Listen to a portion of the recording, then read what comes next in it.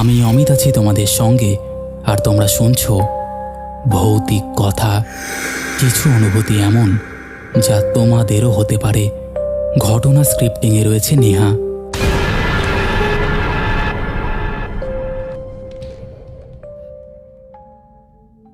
Welcome back. কেমন আছো বন্ধুরা? আশা করছি ভালো আছো আর শুনতে চলে এসেছো তোমাদের পছন্দের পরিবার ভৌতিক কথা। আজকে তোমরা শুনবে দুটো ঘটনা, এবং দুটো ঘটনা বেশ বড়।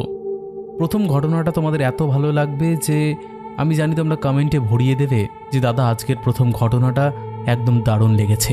তার কারণ আমি তো আমাদের পরিবারের সদস্যদের চিনি যে কোন ঘটনাটা তাদের বেশি ভালো লাগে। একদম দারুণ জমজমাট একদম এপিসোড হতে চলেছে, তাই আর একদম দেরি করছি না। তোমরা চুপটি করে বসে পড়েছো আমি জানি, লাইক কমেন্ট শেয়ার করে দিয়েছো। চলো এবার আমরা শুরু করে দিই আজকের প্রথম ঘটনা। অমিতদা, প্রথমেই তোমাকে জানাই আন্তরিক শুভেচ্ছা এবং ভালোবাসা। ভৌতিক কথা পরিবারে আমি বহুদিন হলো যুক্ত হয়েছি এবং তোমার ভয়েসে ঘটনা শুনে আসছি। তোমার ঘটনা শোনার পর অন্য কারোর ঘটনা আমার আর ভালো লাগে না। যাই হোক দাদা, আমার নাম বিজয়। আজকে আমি তোমাকে যে ঘটনাটা বলতে বসেছি বা বলবো, সেটা আমার জীবনে ঘটে যাওয়া এমন একটা ঘটনা যেটা আমি যতবার মনে করার চেষ্টা করি ততবারই একটা অদ্ভুত অস্বস্তি হয়। ঘটনাটা বহু বছর আগের, কিন্তু এখনও রাতের বেলা একা কোনো পরিচিত রাস্তা দিয়ে যেতে হলে সেই রাতটার কথা মনে পড়ে যায়। আমি জানি না সেদিন আমি সত্যিই কোনো অশরীরীর কিছু মুখোমুখি হয়েছিলাম কিনা, নাকি অন্ধকার, ক্লান্তি আর ভয়ের কারণে কিছু জিনিসকে অন্যভাবে দেখেছিলাম। কিন্তু একটা বিষয় আমি আজও পরিষ্কারভাবে বলতে পারি, সেদিন রাতে আমি যে জিনিসটা দেখেছিলাম সেটা সাধারণ কোনো মানুষের মতন ছিল না। আর সেই রাতের পর আমি জীবনে আর কোনোদিনও রাত 2টোর পর শর্টকাট রাস্তা দিয়ে কোথাও যাইনি। ঘটনাটা শিলিগুড়িতে। তখন আমি শহরের একটা ভাড়া বাড়িতে থাকতাম। কাজের কারণে আমাকে প্রায়ই রাত করে ফিরতে হতো। আমার নিজেরই একটা সাইকেল ছিল এবং কাছাকাছি জায়গায় যাতায়াতের জন্য সেটাই ব্যবহার করতাম। তখনকার শিলিগুড়ি আজকের মতন এতটা আলোয় ভরা ছিল না। কিছু রাস্তা ছিল যেখানে সন্ধ্যের পরই মানুষের চলাচল কমে যেত। বিশেষ করে শহরের একটু বাইরে বা পুরনো বসতিগুলোর দিকে গেলে রাস্তার দুপাশে বড় বড় গাছ, ঝোপঝাড় আর ফাঁকা জমি ছিল। যে বাড়িটায় আমি থাকতাম সেটাও এমনই একটা এলাকায় ছিল। দিনের বেলা কোনো সমস্যা ছিল না, কিন্তু রাত বাড়ার সঙ্গে সঙ্গে চারপাশটা একেবারে চুপ হয়ে যেত। আমি অবশ্য এসব নিয়ে খুব একটা ভাবতাম না। ছোটবেলা থেকেই গ্রাম শহর মিলিয়ে বড় হয়েছি। রাতের অন্ধকার আমার কাছে নতুন কিছু ছিল না। ভূত প্রেতের গল্প শুনেছি অনেক, কিন্তু বাস্তবে এসব আছে বলে কোনোদিনও বিশ্বাস করিনি। বরং বন্ধুবান্ধবের সঙ্গে বসে কেউ ভূতের গল্প করলে আমি উল্টে তাদের নিয়ে হাসাহাসি করতাম। সেই কারণেই হয়তো আমার সঙ্গে যা ঘটেছিল তারপর নিজের কাছেই নিজেকে সবচেয়ে বেশি অবিশ্বাস্য মনে হয়েছিল। ঘটনাটা যে রাতে হয়েছিল সেদিন আমি আমার এক আত্মীয়ের বাড়িতে গিয়েছিলাম। আমার বোনের বাড়ি বলা যায়। বেশ কিছুদিন দেখা হয়নি, তাই সন্ধ্যের দিকে গিয়েছিলাম এবং রাতের খাবারও সেখানেই খাওয়ার কথা ছিল। সেদিন বাড়িতে বেশ ভালো রান্না হয়েছিল। আমার বোন আমার পছন্দের মাছের একটা পদ করেছিল। খাওয়া দাওয়া করতে করতে সময়ের দিকে আর খেয়ালই ছিল না। আমরা অনেকক্ষণ গল্প করেছিলাম, পরিবারের কথা, কাজের কথা, সব মিলিয়ে সময় কেটে যাচ্ছিল। এক সময় বাইরে তাকিয়ে দেখি রাত অনেক হয়ে গেছে। আমি তখন বললাম, এই আমাকে এবার উঠতে হবে, বাড়ি ফিরতে হবে। আমার বোন সঙ্গে সঙ্গে বলল, এত রাতে আবার কোথায় যাবি, এখানেই থেকে যা। আমি বললাম, কাল সকালে কাজ আছে, বাড়িতে না ফিরলে সমস্যা হবে। তখন আমার মাও সেখানেই ছিলেন। তিনি বললেন, সকাল হলে যাস, রাতটা অনেকটা হয়েছে। কিন্তু আমি তখনও ব্যাপারটাকে খুব বেশি স্বাভাবিকভাবেই দেখেছিলাম। আমার বাড়ি খুব বেশি দূরে ছিল না। সাইকেল নিয়ে গেলে বেশি হলে আধ ঘন্টা, আর একটা শর্টকাট রাস্তা দিয়ে তার থেকেও কম সময় লাগত। আমি বললাম, আমি তো সাইকেলে আছি, চিন্তার কিছু নেই। মা তখন বলেছিলেন, ওই ছোট রাস্তা দিয়ে যাস না, বড় রাস্তা দিয়ে যাস। আমি অবাক হয়ে জিজ্ঞেস করেছিলাম, কেন? মা সরাসরি কোনো উত্তর দেননি, শুধু বলেছিলেন, রাতে ওই রাস্তাটা ভালো না। আমি হেসে বলেছিলাম, রাস্তা আবার ভালো মন্দ হয় নাকি? আমার বোনও তখন বলেছিল, লোকজন ওই রাস্তা রাতে এড়িয়ে চলে, তুই একটু ঘুরে গেলেও বড় রাস্তা দিয়ে যাস। কিন্তু আমি সেদিন জেদ করেই শর্টকাট রাস্তা নেওয়ার সিদ্ধান্ত নিয়েছিলাম। এখন ভাবলে মনে হয়, সেদিন যদি আমি ওদের কথা শুনতাম তাহলে হয়তো পরের ঘটনাগুলো কিছুই ঘটতো না। রাত তখন প্রায় 2টো। আমি বাড়ির সামনে সাইকেল নিয়ে দাঁড়িয়েছিলাম। চারপাশে অদ্ভুত নীরবতা। দূরে কোথাও একটা কুকুর ডাকছিল। বাড়ির ভেতর থেকে বোন শেষবারের মতন বলল, সাবধানে যাস। আমি হাত নেড়ে বেরিয়ে পড়লাম। প্রথম কয়েক মিনিট সবকিছু একেবারে স্বাভাবিক ছিল। পরিচিত রাস্তা, 2-1টা বাড়ি, কোথাও একটা দোকানের সামনে আলো, এসব পার হয়ে আমি ধীরে ধীরে মূল রাস্তা ছেড়ে সেই শর্টকাটের দিকে ঢুকে পড়লাম। রাস্তাটা খুব চওড়া ছিল না, দুপাশে গাছপালা, কিন্তু জায়গায় রাস্তার ধারে ঝোপ এত ঘন ছিল যে অন্ধকারে মনে হচ্ছিল তার ভেতরে কি আছে বোঝাই যাচ্ছে না। আমি অবশ্য তখনও একেবারেই ভয় পাইনি, বরং মনে হচ্ছিল এই রাস্তা দিয়ে গেলে তাড়াতাড়ি বাড়ি পৌঁছে যাব। কিছুটা যাওয়ার পর আশেপাশের বাড়িগুলো পুরোপুরি চোখের আড়ালে চলে গেল। সামনে শুধু রাস্তা আর দুপাশে গাছ। আকাশে চাঁদ ছিল কিনা এখন আর মনে নেই, তবে আলো এত কম ছিল যে কয়েক হাত দূরের জিনিসও স্পষ্ট দেখা যাচ্ছিল না। আমি সাইকেলের গতি একটু বাড়িয়ে দিলাম। ঠিক তখনই প্রথম অস্বাভাবিক ব্যাপারটা টের পেলাম। হঠাৎ মনে হলো সাইকেলটা যেন আগের তুলনায় অনেক ভারী হয়ে গেছে। প্যাডেল মারতে বেশি জোর লাগছে। প্রথমে ভাবলাম হয়তো রাস্তার কোনো অংশ উঁচু হয়েছে। আমি জোরে প্যাডেল মারলাম, কিন্তু কয়েক সেকেন্ড পরেও একই অবস্থা। বরং মনে হলো সাইকেলের পেছনের দিকটা যেন নিচের দিকে চেপে যাচ্ছে। আমি একবার পেছনে তাকালাম, কিছুই নেই। সাইকেলের ক্যারিয়ার খালি, রাস্তা একেবারে ফাঁকা। আমি আবার সামনে তাকিয়ে চালাতে শুরু করলাম। নিজেকে বোঝালাম হয়তো খাওয়া দাওয়ার পর শরীর ভারী লাগছে। রাতটা অনেক হয়েছে, তাই সাইকেল চালাতে কষ্ট হচ্ছে। কিন্তু কিছু দূর যাওয়ার পর অনুভূতিটা এতটাই স্পষ্ট হয়ে উঠল যে আর নিজেকে বোঝাতে পারলাম না। আমার মনে হচ্ছিল আমার পেছনে কেউ বসে আছে। এমন একটা অনুভূতি হচ্ছিল যেন কোনো অদৃশ্য ওজন সাইকেলের পেছনের ক্যারিয়ারে বসে আছে, এবং আমি যতই প্যাডেল মারছি সে ততই আমার সঙ্গে যাচ্ছে। আমি আবার থামলাম। সাইকেল থেকে নেমে পেছনের চাকা, ক্যারিয়ার, সিট সব পরীক্ষা করলাম। কোথাও কোনো সমস্যা চোখে পড়ল না। চাকা ঠিক আছে, ব্রেক ঠিক আছে, ক্যারিয়ারেও কিছু নেই। আমি তখন একটু বিরক্ত হয়ে নিজের ওপরই রাগ করলাম। বললাম, রাতে একা বেরিয়েছি বলেই হয়তো সব ভাবছি। আবার সাইকেলে উঠলাম, কিন্তু এবার কয়েক গজ যাওয়ার পর এমন একটা ঘটনা ঘটল যেটা আমার শরীরের সমস্ত সাহস এক মুহূর্তে শেষ করে দিল। আমার ডান কাঁধের ওপর আচমকা ঠান্ডা কিছু একটা স্পর্শ করল। প্রথমে মনে হলো বাতাস, কিন্তু সেটা বাতাসের মতো ছিল না। মনে হলো কারোর হাত আমার কাঁধের ওপর রাখা হয়েছে। একটা হাত, খুব ঠান্ডা হাত। আমি সঙ্গে সঙ্গে সাইকেল থামিয়ে দিলাম। কয়েক সেকেন্ড আমি নড়তেই পারিনি। আমার কাঁধের সেই জায়গায় এখনও ঠান্ডা অনুভূতি হচ্ছিল। আমি ধীরে ধীরে ঘাড় ঘুরিয়ে পেছনে তাকালাম। কেউ নেই, একেবারে কেউ নেই। আমার গলাটা শুকিয়ে গিয়েছিল। সেদিন প্রথমবার মনে হলো হয়তো বাড়ির লোকেরা অকারণে আমাকে সাবধান করেনি। আমি সিদ্ধান্ত নিলাম আর শর্টকাট নয়, এখন যেভাবেই হোক মূল রাস্তায় উঠব। কিন্তু মূল রাস্তা কোন দিকে সেটা ঠিক বুঝতে পারছিলাম না। তবুও যেদিক দিয়ে এসেছিলাম সেই দিকেই ফিরে যাওয়ার কথা ভাবলাম। ঠিক তখনই আমার চোখ পড়ল রাস্তার ডান দিকে থাকা একটা বিশাল গাছের দিকে।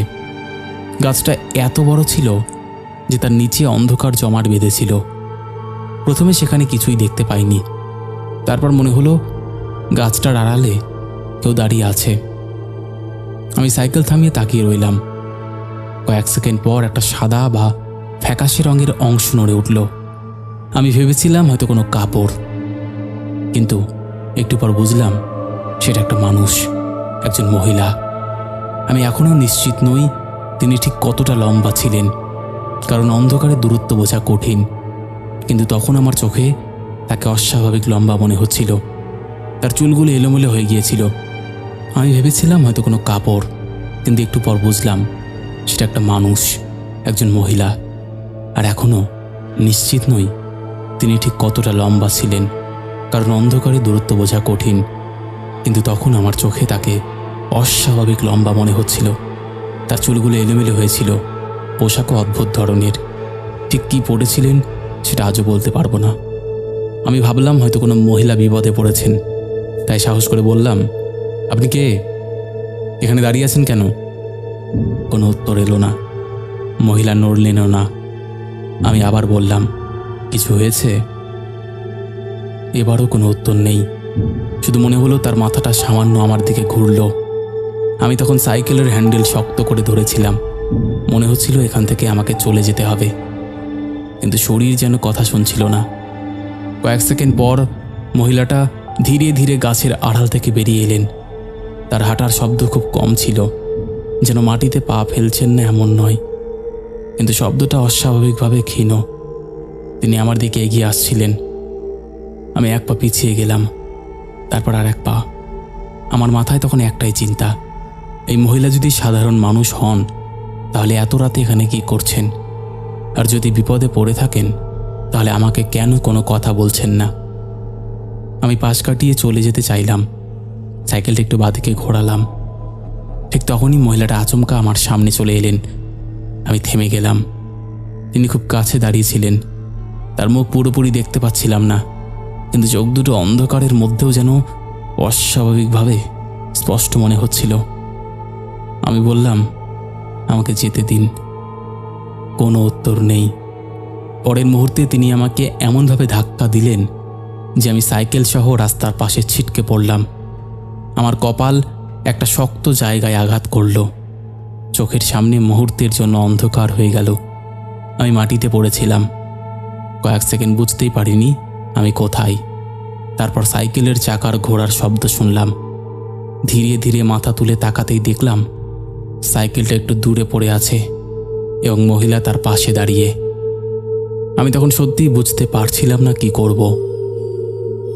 তার মুখের দিকে তাকিয়ে আমার মনে হলো তিনি হাসছেন, কিন্তু সেই হাসি কোনো স্বাভাবিক হাসি ছিল না, যেন আমাকে ভয় দেখে তিনি আনন্দ পাচ্ছেন। আমি উঠে দাঁড়ানোর চেষ্টা করলাম। হাঁটুতে ব্যথা করছিল, কপাল দিয়ে রক্ত নামছিল, কিন্তু তখন ব্যথা আর রক্ত কিছুই আমার মাথায় ছিল না।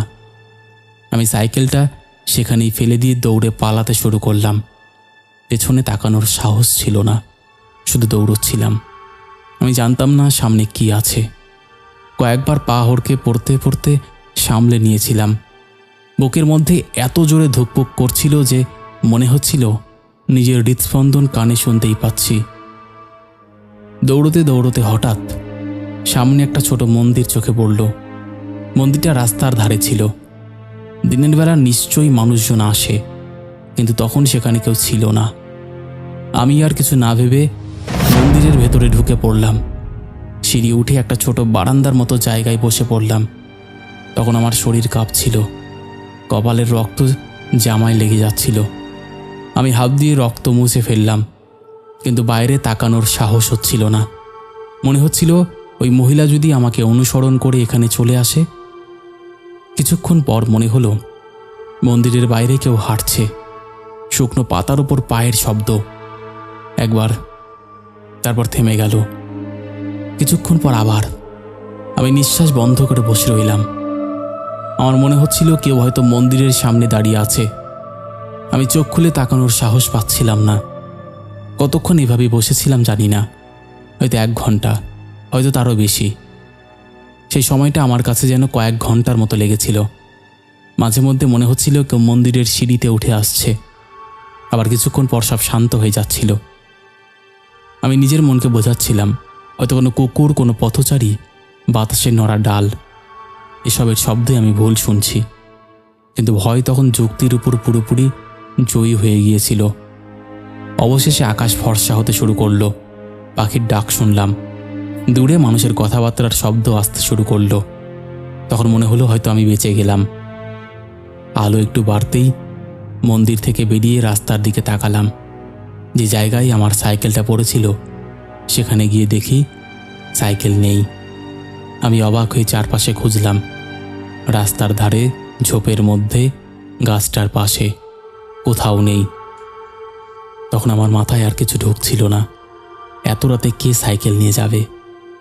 আমি আর খোঁজ করলাম না, কোনোভাবে হেঁটে পরিচিত রাস্তার দিকে চলে এলাম।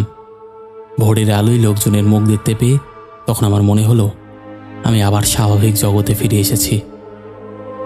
বাড়িতে পৌঁছতে পৌঁছতে সকাল হয়ে গিয়েছিল। দরজায় আমাকে দেখে পরিবারের সবাই অবাক। আমার কপাল থেকে রক্ত শুকিয়ে গেছে, জামাকাপড় কাদায় মাখা, হাসতেও কষ্ট হচ্ছে। মা আমাকে দেখে প্রথমে জিজ্ঞেস করলেন, কি হয়েছে? আমি প্রথমে কিছু বলতে পারিনি, শুধু চুপ করে বসেছিলাম। তারপর ধীরে ধীরে সব বললাম। বাড়ির সবাই প্রথমে ভেবেছিল হয়তো কোনো দুষ্কৃতী আমাকে আক্রমণ করেছে, সেটাই স্বাভাবিক ব্যাখ্যা। কিন্তু আমি যখন বললাম ওই মহিলা কোথা থেকে এসেছিলেন, কিভাবে আমাকে ধাক্কা দিয়েছিলেন আর পরে সাইকেলের পাশে দাঁড়িয়েছিলেন, তখন সবাই চুপ হয়ে গেল। মা শুধু বললেন, আমি তোকে বলেছিলাম ওই রাস্তা দিয়ে যাস না।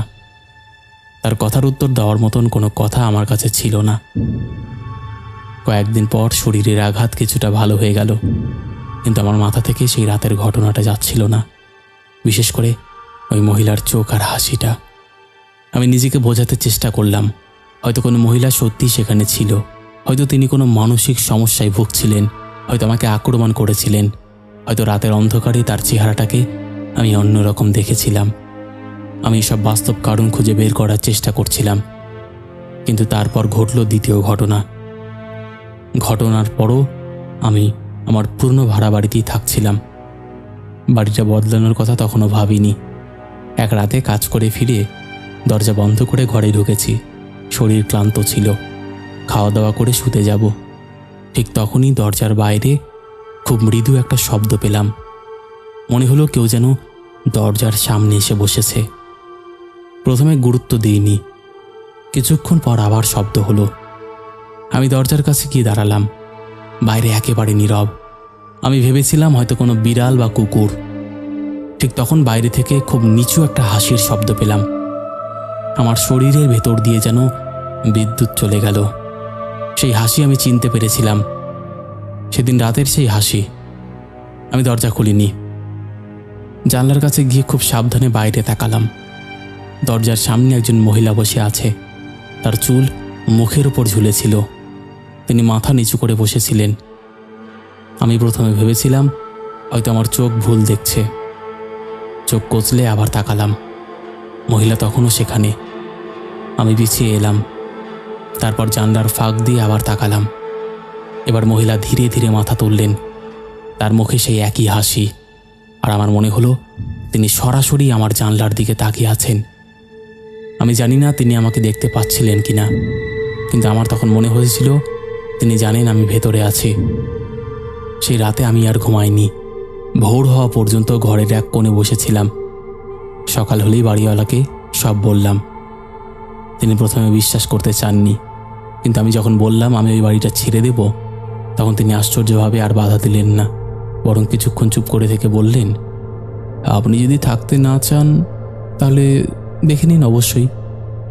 আমি জিজ্ঞেস করেছিলাম এ বাড়িতে আগে এমন কিছু হয়েছে কিনা। তিনি সরাসরি উত্তর দেননি, শুধু বলেছিলেন সব বাড়িতেই কম বেশি অনেক কিছু হয়। কথাটা শুনে আমার শরীর আবার ঠান্ডা হয়ে গিয়েছিল। কয়েকদিনের মধ্যেই আমি সেই বাড়ি ছেড়ে অন্য জায়গায় চলে গেলাম। তারপর থেকে আমার জীবন অনেকটাই বদলে গেল। আগে আমি রাত করে ফিরতে কোনো সমস্যা মনে করতাম না। এখন রাত হলে যতটা সম্ভব পরিচিত আর মানুষের চলাচল আছে এমন রাস্তা ব্যবহার করি। শর্টকাট দেখলেও আর যায় না। বন্ধুরা অনেকবার এই ঘটনা নিয়ে মজা করেছে। কেউ বলেছে আমি ভয় পেয়ে ভুল দেখেছিলাম, কেউ বলেছে কোনো মাতাল মহিলা আমাকে ধাক্কা দিয়েছিল, কেউ বা বলেছে রাতের অন্ধকারে মস্তিষ্ক অনেক কিছু কল্পনা করে। আমি কারোর সঙ্গে তর্ক করিনি, কারণ সত্যি বলতে আমিও জানি না সেদিন আসলে কি ঘটেছিল। আমি শুধু জানি সেই রাতে সাইকেলটা আমার কাছে অস্বাভাবিক ভারী হয়ে গিয়েছিল। আমি কাঁধে এমন একটা ঠান্ডা স্পর্শ অনুভব করেছিলাম যেটাকে আজও সাধারণ বাতাস বলে মানতে পারি না। আমি একজন মহিলাকে দেখেছিলাম যিনি আমাকে কোনো কথা না বলে আক্রমণ করেছিলেন। সত্যি যদি সেদিন আমি মায়ের কথাটা মেনে নিতাম তাহলে হয়তো আমার জীবনের এরকম একটা ঘটনা তৈরি হতো না। আর আজ যদি আমাকে কেউ জিজ্ঞেস করে ভূতের অস্তিত্বে বিশ্বাস করো কি না, আমি আগের মতো হেসে উড়িয়ে দিই না। আমি শুধু বলি আমি জানি না ভূত আছে কি না, কিন্তু রাতের অন্ধকারে এমন কিছু জায়গা আছে যেখানে মানুষের না যাওয়াই ভালো। তো বন্ধুরা, এই ছিল আমাদের আজকের প্রথম ঘটনা। আশা করছি এই ঘটনাটা তোমাদের ভালো লেগেছে। কেমন লেগেছে তোমরা অবশ্যই সেটা কমেন্ট করে জানিয়ে দাও। তোমাদের মধ্যে এখনও যারা এই পরিবারে যুক্ত হয়নি, যুক্ত হয়ে যাও। যারা ভাবছো ঘটনা শেয়ার করব, তারা একদম দেরি না করে ঘটনা শেয়ার করে দাও। আমাদের এখানে ঘটনা পাঠানো একদম ইজি। আমাদের হোয়াটসঅ্যাপ নাম্বার থেকে শুরু করে সমস্ত সোশ্যাল মিডিয়ার লিঙ্ক তোমরা ডেসক্রিপশান সেকশানে পেয়ে যাবে। তো আর দেরি কিসের, তোমরা কন্ট্যাক্ট করে নাও। আর একটা কথা, ভৌতিক কথা কোনো রকম অন্ধবিশ্বাস, কোনো রকম কুসংস্কার বা কোনো রকম নেগেটিভিটিকে প্রশ্রয় দেয় না। ভৌতিক কথার কাজ শুধুমাত্র মানুষের জীবনে ঘটে যাওয়া ঘটনা সকলের সামনে তুলে ধরা, নচেত আর কোনো উদ্দেশ্য নেই। তাই যারা বিশ্বাস করছো না তারা এগুলোকে এন্টারটেনমেন্টের জন্যই নিয়ে নাও। চলো এবার আমরা শুরু করে দিই পরের ঘটনা। নমস্কার দাদা, আমার নাম সৌরভ। আচ্ছা, আজকে আমি তোমাকে যে ঘটনাটা বলবো, এই ঘটনাটা মোটামুটি আজ থেকে 12-13 বছর আগের ঘটনা। ঘটনাটা আমি নিজের চোখে দেখেছি, নিজের শরীরে অনুভব করেছি, তাই আজও কাউকে এই ব্যাপারটা বলতে গেলে গাটা শিউরে ওঠে। আমাদের গ্রামটা উত্তরবঙ্গের একটা প্রত্যন্ত এলাকায়। গ্রামের চারপাশে ধান জমি, পুকুর আর ছোট বড় অনেক বাঁশঝাড়। আমাদের বাড়ি থেকে প্রায় 8 কিলোমিটার দূরে একটা পুরনো বাঁশঝাড় ছিল। দিনের বেলায় জায়গাটা নিয়ে কারোর তেমন ভয় ছিল না। গ্রামের লোকজন প্রয়োজনে ওই বাঁশঝাড়ের ভেতর দিয়ে যাতায়াত করত, বাঁশ কাটত, শুকনো পাতা সংগ্রহ করত। কিন্তু সন্ধ্যের পর ওই রাস্তা দিয়ে কেউ খুব একটা যেত না। ছোটবেলা থেকেই শুনে এসেছিলাম ওই বাঁশঝাড়ে নাকি একটা অশরীরীর ব্যাপার আছে। গ্রামের বয়স্করা বলতেন বহু বছর আগে এক মহিলা ওই বাঁশঝাড়ের কাছেই মারা গিয়েছিলেন। কিভাবে মারা গিয়েছিলেন সেটা নিয়ে অবশ্য অনেক মত ছিল।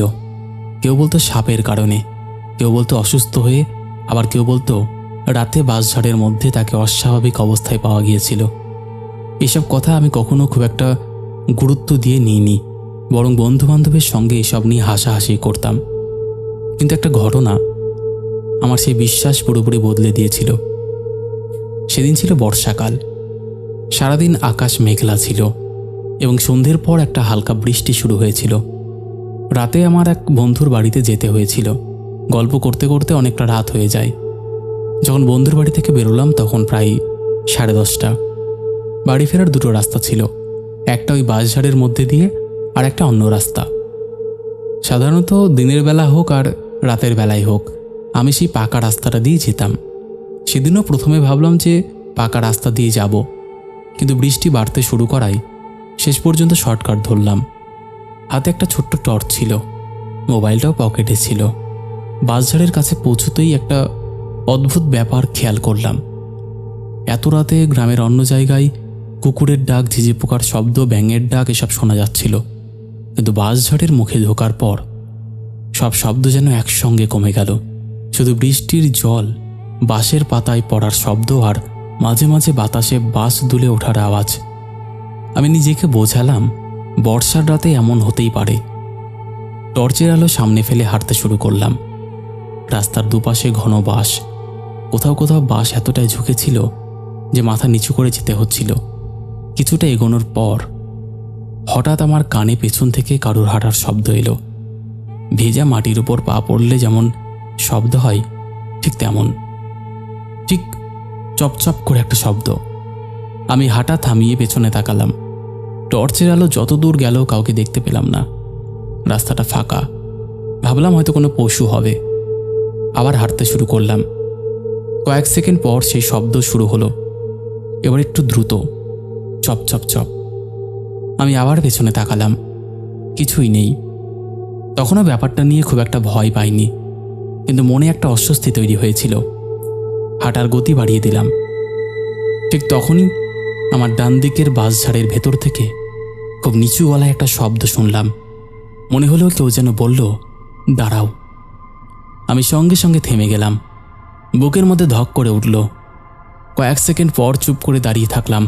তারপর নিজের মনকে বোঝালাম, হয়তো বাতাসে বাঁশের ঘর্ষণের শব্দকে ভুল শুনেছি। আবার হাঁটতে শুরু করলাম। এবার আমি আর পেছনে তাকাচ্ছিলাম না, কিন্তু কিছু দূর যেতেই বুঝলাম আমার পেছনে কেউ হাঁটছে। শব্দটা এবার এতটাই পরিষ্কার যে ভুল হওয়ার কোনো কারণ ছিল না। আমি দ্রুত হাঁটছিলাম, আর পেছনে পায়ের শব্দ আমার সঙ্গে তাল মিলিয়ে দ্রুত হচ্ছিল। হঠাৎ সামনে রাস্তার মাঝখানে একটা সাদা কাপড়ের মতন কিছু পড়ে থাকতে দেখলাম। টর্চের আলো ফেলতে মনে হলো কেউ যেন রাস্তার ধারে বসে আছে। প্রথমে ভাবলাম কোনো মহিলা হয়তো বৃষ্টির হাত থেকে বাঁচতে বসে আছেন। আমি একটু দূর থেকে বললাম, কে কে ওখানে? কোনো উত্তর এলো না। লোকটা বা মহিলাটা নড়লও না। আমি আরেকটু কাছে গেলাম। তখন দেখতে পেলাম একজন মহিলা রাস্তার পাশে বসে আছেন। তার পরনে সাদা শাড়ির মতন কিছু একটা, মাথাটা নিচু করে রাখা, ভেজা চুল সামনে ঝুলে আছে। আমার প্রথম চিন্তা হয়েছিল হয়তো গ্রামের কোনো মহিলা বিপদে পড়েছেন। তাই বললাম, আপনি এখানে বসে আছেন কেন? বাড়ি যাবেন? চলুন। এবার খুব ধীরে ধীরে মাথাটা তুলল। তার মুখটা দেখার পর আমার শরীরের সমস্ত শক্তি যেন এক মুহূর্তে চলে গেল। মুখটা খুব অস্বাভাবিক লাগছিল। চোখ দুটো যেন আমার দিকে তাকিয়েও আমার দিকে তাকিয়ে নেই। সবচেয়ে ভয়ঙ্কর ব্যাপার ছিল তার মুখে কোনো অভিব্যক্তি ছিল না। আমি কয়েক সেকেন্ড স্থির হয়ে দাঁড়িয়েছিলাম। তারপর মহিলা খুব ধীরে বললেন, আমাকে বাড়িতে পৌঁছে দেবে? গলাটা খুব ছিল কর্কশ এবং অদ্ভুত। আমি বললাম, আপনার বাড়ি কোথায়? মহিলাটা বাঁশঝাড়ের আরও গভীর দিকে আঙুল তুলে দেখালেন। তারপর বললেন, ওই দিকে। সেই মুহূর্তে আমার মাথায় গ্রামের বুড়ো লোকদের কথা ফিরে এলো। বাঁশঝাড়ের ভেতরে রাতে অচেনা কোনো মানুষকে অনুসরণ করতে নেই। কিন্তু তখনও আমি নিজেকে বোঝানোর চেষ্টা করছিলাম যে মহিলাটা হয়তো সত্যি বিপদে পড়েছেন। আমি বললাম, আপনি রাস্তা দিয়ে চলুন আমার সঙ্গে। মহিলাটা উঠে দাঁড়ালেন। দাঁড়ানোর সময় তার শরীরটা এমনভাবে দুলে উঠল যেন অনেক দিন ধরে হাঁটেননি। আমি সামনে হাঁটতে শুরু করলাম। কয়েক পা যাওয়ার পর পেছন থেকে তার পায়ের শব্দ পেলাম, কিন্তু শব্দটা অদ্ভুত। মনে হচ্ছিল সে যেন হাঁটছে না, যেন ভেজা মাটির উপর পা টেনে টেনে এগোচ্ছে। হঠাৎ আমার মনে হলো তার পায়ের দিকে একবার তাকানো দরকার। আমি টর্চটা একটু নিচু করলাম। আলোটা পড়তেই আমার বুকের ভেতরটা ঠান্ডা হয়ে গেল। মাটিতে আমার পায়ের ছাপ ছিল, কিন্তু তার পায়ের কোনো ছাপ ছিল না। আমি দাঁড়িয়ে গেলাম। পেছনে তাকাতে সাহস হচ্ছিল না। মহিলাটা তখনও বলছিলেন, আমাকে বাড়ি পৌঁছে দাও। আমি কোনো উত্তর দিলাম না। হঠাৎ আমার মাথার মধ্যে যেন প্রচণ্ড চাপ অনুভব হলো। চোখটা ঝাপসা হয়ে আসছিল। মনে হচ্ছিল কেউ আমার মাথার ভেতর থেকে কথা বলছে। তারপর কি হয়েছিল সেটা পুরোপুরি মনে নেই। শুধু মনে আছে আমি বাঁশঝাড়ের আরও গভীরে চলে গিয়েছিলাম। চারিদিকে অন্ধকার, বৃষ্টি তখনও পড়ছে। সামনে সেই মহিলা দাঁড়িয়ে। এবার তার চেহারা আগের চেয়ে আরও ভয়ঙ্কর লাগছিল। সে আমার দিকে তাকিয়ে বলল, কোথায় যাবি? মহিলাটা তখন এমনভাবে হাসলেন যে আমার বুকের ভেতরটা কেঁপে উঠল। আমার মাথাটা যেন ঘুরে গেল। হঠাৎ দূর থেকে কারোর চিৎকার শুনতে পেলাম। কেউ আমার নাম ধরে ডাকছে, সৌরভ, সৌরভ। আমি প্রাণপণে সেই আওয়াজের দিকে তাকালাম। কিচ্ছু দেখা গেল না। আবার আওয়াজ এলো, এবার আরও কাছে, সৌরভ, চোখ খোল। তারপর আচমকা মনে হলো কেউ আমাকে প্রচণ্ড জোরে ধাক্কা দিল। আমি মাটিতে পড়ে গেলাম। এরপর আর কিছু মনে নেই। যখন চোখ খুললাম তখন ভোরের আলো ফুটে গেছে। আমি আমাদের গ্রামের এক পরিচিত কাকার বাড়ির উঠোনে শুয়েছিলাম। আমার মাথার কাছে কয়েকজন লোক দাঁড়িয়ে, শরীর ভিজে একেবারে কাঁপছিল। আমাকে দেখে কাকা বললেন, তুই এত রাতে বাঁশঝাড়ে কী করছিলি? আমি কিছু বলতে পারছিলাম না। পরে জানতে পারলাম রাত 12টার সময় গ্রামের দুজন লোক আমাকে বাঁশঝাড়ের গভীরে অচেতন অবস্থায় দেখতে পেয়েছিল। আমি নাকি মাটিতে বসেছিলাম এবং নিজের সঙ্গে নিজেই কথা বলছিলাম। সবচেয়ে অদ্ভুত ব্যাপার ছিল, তারা যখন আমাকে খুঁজে পায় তখন আমি বারবার একই কথাই বলছিলাম, ওকে বাড়ি পৌঁছে দিতে হবে। তারপরে আমার মোটামুটি বহুদিন জ্বর ছিল। আমি একজন গুণিনকে দেখিয়েছিলাম। উনি সব কিছু শুনে আমাকে মাদুলি আর জল বড়া দিয়েছিলেন। সেটা খেয়ে সত্যি বলতে আমি সুস্থ হয়ে গিয়েছিলাম। তারপরে আমার সঙ্গে এমন কোনো ঘটনা ঘটেনি। আর আমি বাসঝাড়ের দিকে যাওয়া ভুলেই গিয়েছিলাম। আমি ভুল করে হলেও বাসঝাড়ের দিকে যেতাম না, দিনের বেলাতেও না। তো এই ছিল ঘটনা। যদি ভালো লাগে পড়ে শুনিও। একদম। তো বন্ধুরা, এই ছিল আমাদের আজকের একটি জমজমাট এপিসোড, প্রত্যেক দিনের মতোই। আশা করছি তোমাদের ভালোই লেগেছে। তো চলো এবার আমরা শুরু করে দিচ্ছি শাউট আউট পর্ব। শেষের এপিসোডে ফার্স্ট কমেন্ট করেছে শিল্পা চ্যাটার্জি, সেকেন্ড কমেন্ট করেছে ইজমালি, থার্ড কমেন্ট করেছে পাপড়ি দোলা। তিনজনেই লাভ লাভ রিয়াক্ট দিয়েছে। তারপরে আরও কমেন্ট করেছে পূর্ণ ঘোষ, কৃষ্ণা, আকাশ ডলুই, এসকে আরাফুল হোসেন, পাপড়ি দোলা, চিরঞ্জিত বিশ্বাস, অঞ্জলি মণ্ডল। তারপরে আরও কমেন্ট করেছে মিঠাই, কবিতা সরকার, মিঠু মিশ্রা, রোহিত সান্ত্রা, সঙ্গীতা মজুমদার, পূর্ণ ঘোষ, সুপ্রিয়া।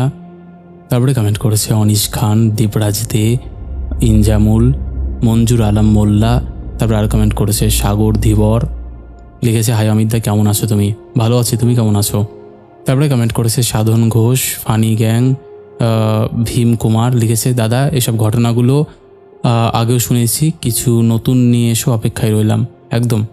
তারপরে কমেন্ট করেছে অঞ্জলি মণ্ডল, পূর্ণ ঘোষ, প্রণতি মুখার্জি। তারপর আরও কমেন্ট করেছে বিশ্বজিৎ চৌধুরী, শান্তনু ভট্টাচার্য, সমীর মণ্ডল। লিখেছে দাদা আমার নাম মনু, নামটা একবার হ্যালো করে বলো। হ্যালো মনু। আর ঋতিকা নামটা হ্যালো করে বলো। হ্যালো ঋতিকা। তারপরে কমেন্ট করেছে জবা দেবী, সমীর সরকার, লিখেছে শরীরটা ভালো নেই অমিতদা, তাও তোমার ঘটনা শুনছি, থ্যাংক ইউ। তারপরে কমেন্ট করেছে রিয়া বর্মন, লিখেছে রাধে রাধে, কেমন আছো দাদা? আমার বৌদি ভাইয়ের নামটা নিও, শিবানী। হ্যালো শিবানী দি। তারপরে কমেন্ট করেছে মিস্টার বিশ্বাস, লিখেছে দাদা আমার নামটা বলবে একবার, আমার নাম প্রিয়াংশু। হ্যালো প্রিয়াংশু। তারপরে কমেন্ট করেছে কিষান ঘোষ, লিখেছে দাদা আমি এখন ঠিক সময়ে ভূতের রাজ্যে পাড়ি দিতে পারছি না গো, কারণ সারা দিন কাজ করে রাত জাগতে পারছি না। No problem. তারপরে কমেন্ট করেছে এমডি মোয়াজবুনিয়া, শান্তর দুনিয়া, রাজদীপ রয়, মারিয়া বড়ই, রিতাম হালদার, লিখেছে সেই পুরনো বিজিএম পেলাম, নস্টালজিয়া, থ্যাংক ইউ। তারপরে কমেন্ট করেছে হান্টার অভয়, লিখেছে দাদা অনেকদিন পর আসলাম, আমার নামটা একবার নিও, আমার নাম অভয়। হ্যালো অভয়। তারপরে কমেন্ট করেছে মোহিনী, কার্তিক সাহা, পায়েল বিজয়, লিখেছে দাদা আমি অনেকদিন কমেন্ট করতে পারিনি আর তোমার গল্প শুনতে পারিনি, মন খুব খারাপ লাগছিল, আজকে শুনলাম, কমেন্ট করলাম। তুমি খুব ভালো আছো তো দাদা? হ্যাঁ ভালো আছি, তুমি কেমন আছো? তারপরে কমেন্ট করেছে রুদ্র হাজরা, লিখেছে কেমন আছো দাদা? আমি রুদ্র, আমি শ্যামসুন্দর থেকে, আমার নামটা নিও। হ্যালো রুদ্র। তারপরে আরও কমেন্ট করেছে পর্ণশ্রী মণ্ডল, শর্মিলা, মলয় চক্রবর্তী, গীতা গোস্বামী, ভীতিশা থাপা, লিখেছে হ্যালো আমি দাদা ভাই, কেমন আছো তুমি? আমি ভীতিশা, ভালো আছি গো, তুমি কেমন আছো? তারপরে কমেন্ট করেছে রাহুল হালদার, শঙ্কর চক্রবর্তী, লিখেছে নিম্নচাপের বৃষ্টি, সাথে রাত 1:30টায় তোমার গল্প, দারুণ, থ্যাংক ইউ। তারপরে কমেন্ট করেছে সরস্বতী সান্যাল, ইউডে দাস, পায়েল রয়, মিঠু দত্ত, বাবলু মণ্ডল, বাপন রয়, অসীম দাস, আকাশ মণ্ডল, মৌমিতা রাজবংশী, লিখেছে হাই দাদা তোমার গল্প প্রত্যেক দিন শুনি, খুব ভালো লাগে শুনতে, প্লিজ দাদা আমার নামটা নিও। প্রমিতা। হ্যালো প্রমিতা। এরকম অসংখ্য প্রিয় মানুষেরা আমাদের শেষের এপিসোডে কমেন্ট করেছে, যাদের কমেন্ট আমি আর চাইলেও পড়তে পারছি না। তো আজকের মতন এখানেই শেষ করছি, আবার দেখা হবে নতুন কোনো ঘটনা নিয়ে।